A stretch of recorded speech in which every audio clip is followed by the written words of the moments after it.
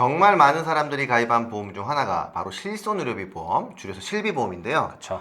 이 실비보험 안에는 정말 큰 혜택이 숨어 있거든요. 근데 많은 분들이 이걸 잘 모르고 계시더라고요. 이 실손의료비 보험은 내가 병원에 가서 지출한 의료비를 자기 부담금을 제외하고 나머지를 돌려받는 보험인데요. 3,596만 명이 가입할 만큼 정말 많은 분들이 가입한 보험입니다. 그런데 이 실비보험에 대해서 잘 몰라서 나만 혜택을 못 보거나 제대로 활용하지 못하는 그런 억울한 상황들을 피할 수 있도록 지금부터 이 실비보험의 숨겨진 혜택 4가지와 실비보험을 정말 잘 활용하는 방법에 대해서 자세히 안내해 드리겠습니다. 네, 오늘 영상은 대한민국 모든 분들이 실손의료비 보험을 제대로 알고 제대로 활용하셨으면 하는 마음으로 준비했으니까요. 지금까지 잘 몰라서 혜택을 못 보셨던 분들, 이 영상으로 많은 도움이 될 수 있으니까 꼭 끝까지 시청해주세요. 그럼 보험우산 바로 출발하시죠. 본 광고는 심의 기준을 준수하였으며 유효기간은 심의일로부터 1년입니다. 실손의료비 보험의 숨겨진 혜택 그 첫 번째는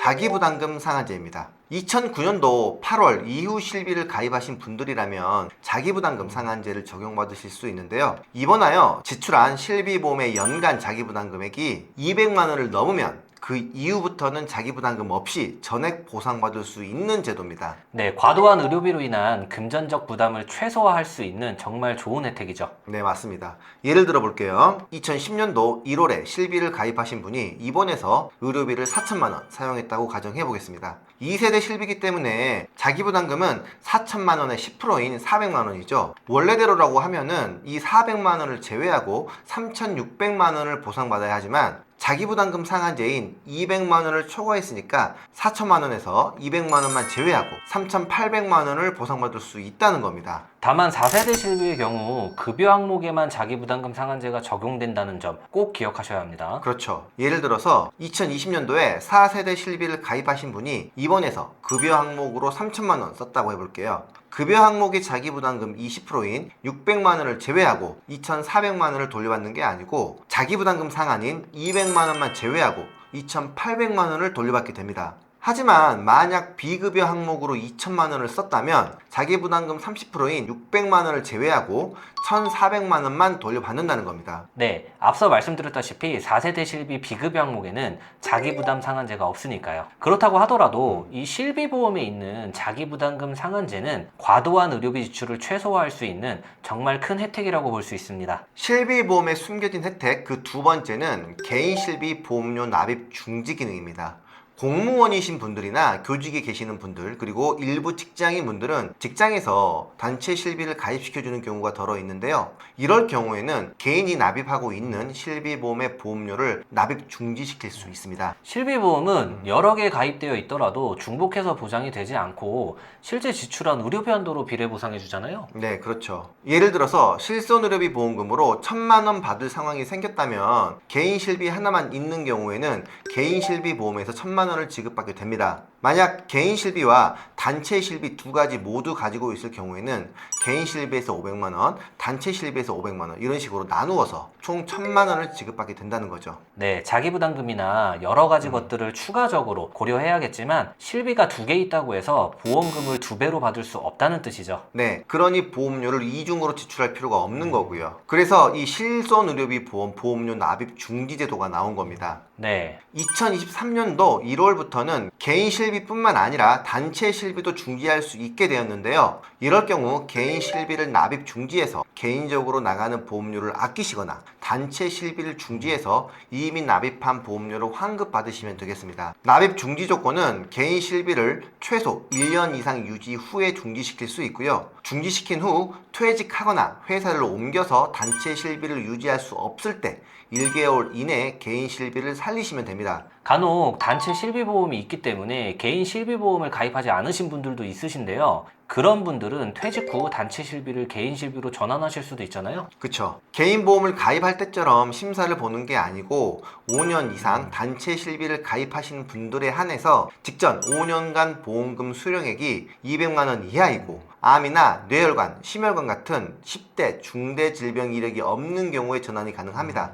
근데 만약 퇴직할 때 요건이 되지 않아 개인 실비 보험으로 전환할 수가 없고 새롭게 개인 실비도 가입하기 힘든 경우가 발생을 한다면 그건 정말 곤란할 수 있거든요. 그쵸. 그런 상황을 대비해서 건강할 때 미리 개인 실비 보험을 준비한 후에 딱 1년만 납입하고 중지시켜 놓으면 이 퇴직 후에 건강 상태와 상관없이 개인 실비를 살릴 수가 있으니까 이 방법도 참고하시면 정말 좋겠습니다. 이 제도를 생각보다 많은 분들이 모르기 때문에 혹시 단체 실비보험을 가입시켜주는 회사에 다니고 계시는 분들이 이 영상을 시청하고 계신다면 많은 분들이 이 혜택을 누리시고 불필요한 지출을 줄일 수 있도록 직장 동료분들께 영상 전달해 주시면 정말 좋을 것 같습니다. 실비보험의 숨겨진 혜택 그 세 번째는 해외 장기 체류자를 대상으로 하는 납입 중지 기능입니다. 2009년도 10월 1일부터 실비보험을 가입한 사람들을 대상으로 2016년도 1월 1일부터 적용된 제도인데요. 해외에 체류한 분들은 사실 그 기간 동안에 국내에서 실비보험을 활용할 일이 솔직히 그렇게 없거든요. 그쵸. 그렇기 때문에 나온 제도고요. 3개월 이상 해외 체류 시에 불필요한 실손보험료 납입을 방지하기 위한 실손보험료 납입 중지 및 환급 제도를 운영하고 있습니다. 3개월 이상 해외 체류 후 귀국하는 경우에는 여권 사본과 출입국 사실 증명서를 가지고 사후 환급을 받으시거나 해외 여행자 보험과 실손의료비 보험을 같은 회사에 가입한 경우에는 해당 보험사에서 실비 납입 중지가 가능합니다. 납입 중지를 못했더라도 사후에 환급을 받으면 되기 때문에 혹시 3개월 이상 장기 출장을 나가시는 분들 혹은 학업 등 여러 가지 사유로 장기 해외에 체류해야 하는 분들이나 이미 하셨던 분들은 꼭 사후 환급이나 납입 중지 기능 활용하시길 바랍니다. 마지막 네 번째는 숨겨진 혜택이라기보다는 활용법, 주의사항이라고 좀 보시면 좋을 것 같습니다. 정말 많은 분들이 보험금을 청구를 할 때 병원을 다녀오자마자 그때그때 바로 청구를 하시는데요. 소액의 청구권이나 급하지 않은 청구권들은 꼭 나중에 하라고 말씀을 드리고 싶습니다. 보험금을 청구를 하게 되면은요, 청구한 회사에만 기록이 남는 게 아니라 대부분의 보험사에 청구 이력이 공유되게 됩니다. 그럼 보험 가입 시 불이익이 생길 수 있는 거 아닌가요? 그렇죠. 정말 별거 아니라고 생각하는 감기나 비염, 피부과 치료 등 이런 것들로 충분히 병원에 갈 수 있죠. 그리고 간혹 머리가 아파서 아니면 어지러워서 가슴이 답답해서 이러한 이유들로 병원에 갈 수도 있는 거고요. 그리고 한두 번 갔다 왔더니 괜찮아지는 경우도 정말 많고요. 특히 여성분들은 유방 초음파 검사 후에 이상 없다는 소견을 받고 실비 청구하는 경우도 정말 많습니다. 이렇게 2, 3일 짧게 통원한 이력은 계약 전 고지해야 하는 7일 이상 계속해서 치료에 해당되지 않기 때문에 3개월만 지난다면 보험을 가입할 때 보험회사에 굳이 알리지 않아도 된다는 거죠. 그런데 보험회사는 보험금 청구 이력이 있기 때문에 과거 병력을 알고 가입을 거절할 수도 있고요. 특정 질병이나 신체 부위를 보장해주지 않은 부담보나 보험료를 더 비싸게 내야 하는 할증 조건으로 보험 가입을 승인해 줄 수도 있습니다. 아니면 병원에 가서 검사 결과지나 의무 기록 사본 등 여러 가지 서류들을 복잡하게 제출하라고 하는 그런 번거로운 상황들이 생길 수도 있는 거고요. 이런 경우가 있을 수도 있잖아요. 허리가 아파가지고 1년 전에 치료를 한 5번 받았어요. 그게 도수 치료가 될 수도 있는 거고 체외 충격파 치료가 될 수도 있겠죠. 그렇죠.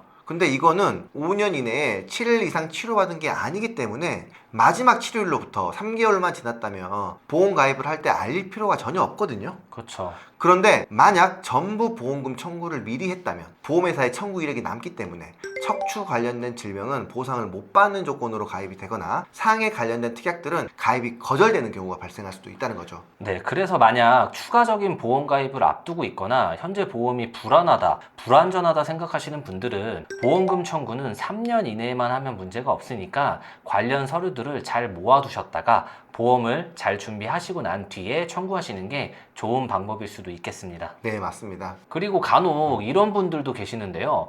그럼 보험금 청구만 안 하면 보험 가입할 때 문제 안 되는 거 아닌가요? 이렇게 생각하시는 분들도 계시는데요. 이 생각은 정말 위험합니다. 네, 보험을 가입을 할 때 계약 전 알릴 의무사항은 병원에 다녀와서 보험금을 청구했냐 안 했냐를 물어보는 게 아니라 병원에 갔던 이력과 치료력을 물어보기 때문에 보험금 청구와는 아무런 상관없이 고지사항에 해당된다면 무조건 고지해야 됩니다.